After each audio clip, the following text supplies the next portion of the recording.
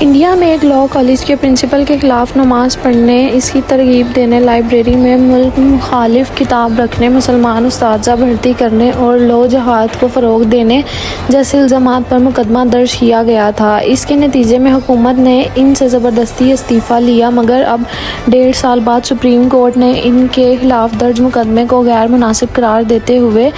FIR خارج کرنے کا حکم دیا ہے۔ ڈاکٹر انعام الرحمان ریاست مدھیہ پردیش کے شہر اندرون واقع گورنمنٹ نیو کالج کے سربراہ تھے، جنہیں دسمبر 2022 میں اس وقت معطل کر دیا گیا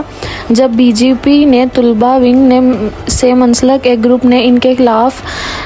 FIR دی۔ ڈاکٹر انعام الرحمان کے خلاف مقدمہ تو خارج ہو گیا، مگر جو زخم ان کے دل پر لگے ہیں شاید ہی وہ ڈاکٹر انعام الرحمان اس مقدمے اور ان پر پڑنے والے اثرات پر بہت پریشان ہیں۔ آئندہ مزید خبروں سے آگاہ رہنے کے لیے دیکھتے رہیں پاکستانی امریکن نیوز چینل۔